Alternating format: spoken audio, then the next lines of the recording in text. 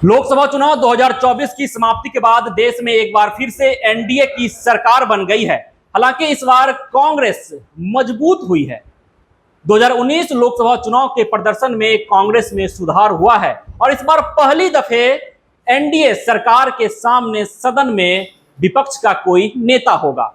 पिछली दफे 2019 में किसी भी दल के पास इतने आंकड़े नहीं थे कि वो नेता प्रतिपक्ष का चुनाव कर सके, लेकिन 2024 में कांग्रेस एक बड़ी पार्टी उभर कर सामने आई है विपक्ष में, मतलब यह कहें कि इंडिया गठबंधन में, और इसका पूरा श्रेय राहुल गांधी को जाता है। और राहुल गांधी अब धर्म संकट में फंस गए हैं। 2024 लोकसभा चुनाव में राहुल गांधी यूपी के रायबरेली और केरल के वायनाड से चुनाव लड़े थे और दोनों ही सीट पर उन्होंने शानदार जीत हासिल की। लेकिन अब वो धर्म संकट में है कि किस सीट को वो चुने और किस सीट को वो छोड़ दें। हमारे साथ हमारे वरिष्ठ सहयोगी राजीव जुड़ेंगे, उनसे जानेंगे कि आखिर राहुल गांधी अपनी इज्जत बचाएंगे या फिर गांधी परिवार की साख। राजीव, कैसे देखते हैं जिस तरह से राहुल गांधी का बयान सामने आता है कि हमारे सामने धर्म संकट है, तो क्या राहुल गांधी अपनी इज्जत बचाएंगे, मतलब वायनाड सीट पर बने रहेंगे, या फिर गांधी परिवार की साख रायबरेली सीट? निश्चित ये कोई पहला मौका नहीं है कि हमारे देश का कोई राजनेता दो लोकसभा क्षेत्रों से चुनाव जीता हो। इससे पहले हम देख चुके हैं कि नरेंद्र मोदी भी इस तरह का चुनाव जीते थे और उनको भी एक सीट त्यागना पड़ा था, एक सीट से उनको इस्तीफा देना पड़ा था। और राहुल गांधी जिस सीट से इस्तीफा देंगे वहाँ फिर से एक बार लोकसभा का उपचुनाव कराया जाएगा।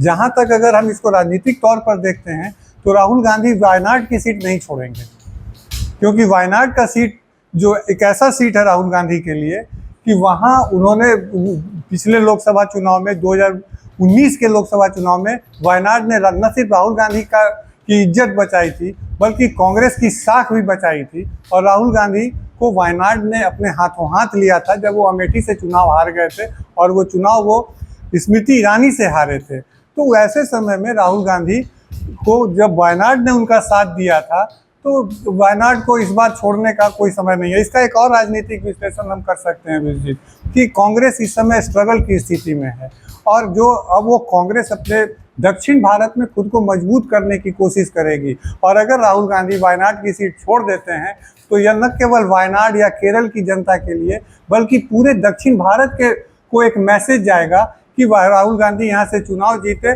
और उन्होंने वायनाड को छोड़ दिया और वो फिर चले गए उत्तर भारत की राजनीति में।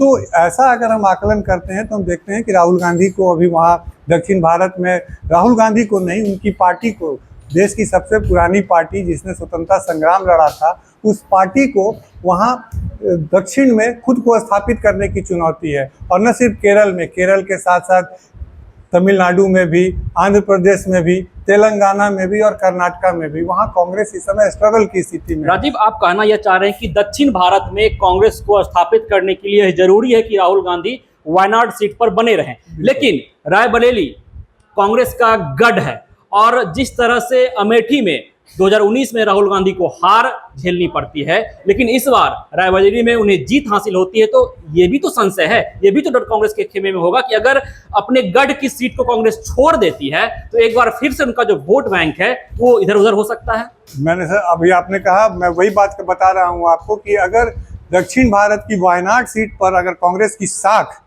दांव पर लगी हुई है तो यहाँ रायबरेली की सीट जो है वो कांग्रेस का सबसे मजबूत गढ़ या मजबूत किला जिसको हम कह सकते हैं उनमें वो शामिल है।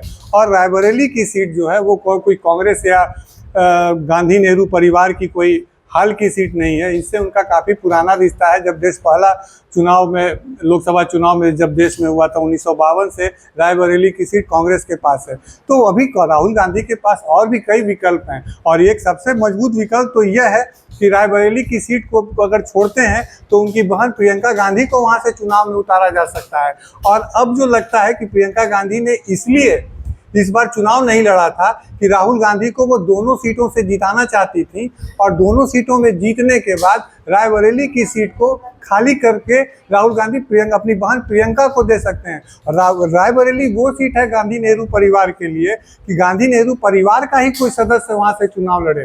हालांकि अभी अमेठी से उन्होंने केएल शर्मा को उतारा मैदान में और केएल शर्मा ने बहुत आसानी से स्मृति ईरानी को वहाँ मात दी है। लेकिन केएल शर्मा अगर अमेठी में है तो जरूर कोई ना कोई राहुल गांधी परिवार का कोई सदस्य इस बार रायबरेली सीट से लड़ेगा, और रायबरेली सीट से लड़ने का मतलब है कि वो उनकी जीत पहले से सुनिश्चित होगी। और अगर प्रियंका गांधी वहां से लड़ती हैं तो रायबरेली की जनता प्रियंका गांधी को हाथों हाथ लेगी। यानी आप कहना चाह रहे हैं कि प्रियंका गांधी का नाम आगे आ चुका है कांग्रेस खेमे से कि प्रियंका गांधी चुनाव लड़ेंगी रायबरेली सीट पर अगर राहुल गांधी उस सीट को छोड़ देते हैं? बिल्कुल लड़ेंगी, और इस तरह के राजनीतिक विश्लेषण भी कई समाचार माध्यमों से अब आने शुरू हो गए हैं, और कई समाचार माध्यम में यह भी विश्लेषण कर रहे हैं कि अगर प्रियंका गांधी इस बार ही नरेंद्र मोदी को अगर वाराणसी में आकर चुनौती देती तो शायद नरेंद्र मोदी का वहां चुनाव लड़ना, क्योंकि उनका वोट ये जो है मार्जिन जो है इस बार वो काफी कम हो चुका है, वो भी अजय राय जैसे एक कमजोर प्रत्याशी के मुकाबले। तो प्रियंका गांधी अगर रायबरेली से आती है, अध्यक्ष है वो, ऐसे लेकिन प्रियंका गांधी के सामने उनकी कोई ऐसी मतलब उनकी हस्ती नहीं है इस समय कांग्रेस में अजय राय की। अजय राय पहले भी चुनाव लड़े थे वाराणसी से और वो हार चुके थे। तो अगर प्रियंका गांधी को अगर लाया जाता बनारस में तो हो सकता था कि इस बार जिस तरह 1.5 लाख मतों से जीते हैं प्रधानमंत्री नरेंद्र मोदी, तो ये चुनौती और उनके सामने खड़ी होती। हम याद दिलाएं अपने दर्शकों को कि जब पहली बार जब चुनाव लड़े थे नरेंद्र मोदी और उनको अरविंद केजरीवाल ने चुनौती दी थी तो वो बहुत आसानी से अरविंद केजरीवाल को उन्होंने हराया था। इसी तरह 2019 में भी उन्होंने अजय राय को बहुत आसानी से हराया था। लेकिन इस बार बनारस में जो देखने को मिला वो जो मुकाबला था वो महज 1.5 लाख वोटों के फासले से था, जबकि प्रधानमंत्री बनारस से 5-5.5 लाख वोटों से वो 2014 में जीते थे, और इसी तरह 2019 में भी उनकी जो जीत का जो मार्जिन था वो 4.5 लाख वोटों से भी अधिक का था। राजीव, आप बहुत गहराई से सियासी समीकरण को देखते आए हैं, एक बात समझने का प्रयास करेंगे। आप लगातार कांग्रेस की गढ़ पर निशाना साध रहे हैं और कह रहे हैं कि रायबरेली हो या फिर अमेठी कांग्रेस का गढ़ है, लेकिन अमेठी वही गढ़ जहां से राहुल गांधी को हार मिली थी 2019 लोकसभा चुनाव में, और रायबरेली से इस बार वो जीत जाते हैं। लेकिन इस बात की कितनी कही जाए कि इसमें सच्चाई है कि अगर वहां से राहुल गांधी उस सीट को छोड़ देते हैं तो प्रियंका गांधी वहां से जीत जाएगी, जनता उनको हाथों हाथ लेगी? बिल्कुल वहां जनता हाथों हाथ लेगी, और ऐसी वहां चर्चा थी जब अमेठी और रायबरेली सीट पर जब कांग्रेस को जो उनको गठबंधन के तहत समाजवादी पार्टी ने वहां से अपना प्रत्याशी नहीं देने का फैसला लिया था। हम आपको विजिट बताएं कि रायबरेली वह सीट है जब पूरे उत्तर प्रदेश में 2019 में कांग्रेस का सफाया हो गया था तो वहां से कांग्रेस की एकमात्र प्रत्याशी सोनिया गांधी ने वहां से जीत दर्ज किया था। तो गांधी नेहरू परिवार कभी भी नहीं चाहेगा कि वो अमेठी और रायबरेली से अपना नाता तोड़ ले। तो ऐसे में एकदम प्रबल संभावना हो चुकी है कि अमेठी से जिस तरह केएल शर्मा को लड़ाया गया इस बार चुनाव में, और केएल शर्मा हैं कौन? केएल शर्मा वो शख्स हैं जो राजीव गांधी के समय से ही अमेठी का उनका पूरा कामकाज देखते थे। जब राजीव गांधी प्रधानमंत्री भी थे तो केएल शर्मा वहाँ उनका कामकाज देखते थे, और वो संबंध आज तक चला आ रहा है। सोनिया गांधी और राहुल गांधी के बाद प्रियंका गांधी तक वो संबंध चला आ रहा है। तो राहुल गांधी ने एक ऐसे शख्स को अमेठी से चुनाव लड़ाया है जिसको अगर भले न वो गांधी नेहरू परिवार के सदस्य हो लेकिन सदस्य से भी कम नहीं है। हमने कई तस्वीरें देखी हैं जो राहुल गांधी केएल शर्मा को बधाई दे रहे थे उनकी जीत के बाद, तो वो उनके गालों पर इस तरह थपकी मार रहे थे जैसे किसी बच्चे को मारा जाता है या कोई अपने अभिभावक के साथ इस तरह का व्यवहार करता है। तो राहुल गांधी उस तरह का व्यवहार करते नजर आए। तो केएल शर्मा तो अमेठी से जीत गए। अब बात रही अमेठी रायबरेली की, तो रायबरेली में अभी प्रियंका गांधी का पासा अभी बचा हुआ है, और प्रियंका गांधी अगर वहां से चुनाव लड़ती हैं तो वहां कोई उस तरह का कोई मुकाबला नहीं होगा, क्योंकि हम फासला देख रहे हैं इस बार भी कि राहुल गांधी रायबरेली की सीट से 4,90,000 से भी अधिक वोटों से ऐसी उम्मीद है कि प्रियंका गांधी को जनता हाथों हाथ लेगी। बिल्कुल। राहुल गांधी का एक बयान सामने आता है, उस बयान में वो कहते हैं कि दोनों लोकसभा की जनता को मैं आभार प्रकट करता हूं, उनके प्रति आभार प्रकट करता हूं जिस तरह से उन्होंने समर्थन दिया। लेकिन उन्होंने हंसते हुए यह भी कहा कि मैं चाहता हूं कि मैं दोनों लोकसभा से सांसद बना रहूं। उन्होंने तंज कसा मोदी के ऊपर भी और कहा कि मैं उनकी तरह भगवान तो हूं नहीं, इंसान हूं, फैसला लेना होगा। तो क्या लगता है राहुल गांधी क्या फैसला लेंगे? और जिस तरह से उन्होंने बयान दिया, इस बयान से चुनाव आयोग की समस्या बड़ी हो जाएगी? नहीं, ये तो चुनाव का ये एक तरह का ये प्रक्रिया है हमारे यहाँ। ये कोई पहली बार नहीं है कि कोई भी सांसद दो जगह से चुनाव जीता हो। इससे पहले नरेंद्र मोदी खुद हमारे गुजरात से भी वो चुनाव जीते थे और बनारस से भी चुनाव जीते थे। बाद में उन्होंने गुजरात को छोड़ दिया, इसलिए कि गुजरात उनका गृह राज्य है। और अगर प्रधानमंत्री नरेंद्र मोदी अपने गृह राज्य को छोड़ देते हैं और वो बनारस से सांसद चुने जाते हैं तो गुजरातियों को इससे कोई समस्या नहीं थी। कि उसी तरह राहुल गांधी के साथ भी है कि राहुल गांधी का ये घर है और अगर वो यहाँ से अपना इस्तीफा दे देते हैं तो हमको नहीं लगता है कि वहाँ अमेठी या रायबरेली की जनता को किसी तरह का कोई उसमें कोई परेशानी होगी या वो इसका कोई बुरा मानेंगे। तो राहुल गांधी के बाद अब रायबरेली की जनता प्रियंका गांधी के राजनीति में आने का और चुनावी राजनीति में आने का इंतजार कर रही है। चलते चलते एक लाइन में साफ जवाब चाहेंगे कि राहुल गांधी अपनी इज्जत बचाएंगे या कांग्रेस गांधी परिवार की साख? ये दोनों उनको बचाना उनकी मजबूरी है।